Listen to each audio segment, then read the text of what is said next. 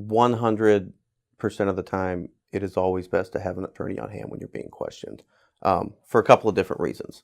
First off, you may not want to make a statement. And if you don't want to make a statement, well, then your attorney can inform the police of that and then try to secure your release as soon as possible and get you back to your family.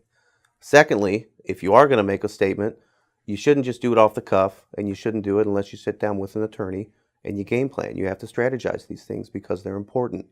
I don't always tell my clients, hey, don't talk to the police, but I wait to give them that advice until I have a chance to sit down and talk to them in a confidential setting in my office, get the details as to what happened, what the allegation is. And, usually when I had a chance to talk to the police officer too that's investigating the matter, it might make sense to give a statement because sometimes I've taken taken clients in to see a detective. We give a statement after we sat down and we thought about it for a while, and they get released to my custody. The case never gets charged, and the whole thing gets nipped in the bud. That is obviously the better situation than going in there and not giving a statement, getting charged, having to deal with a felony charge for months or years as it drags on through court. But the point is, every situation is different. Never make that decision whether to talk to the police or not talk to the police until you talk to an attorney.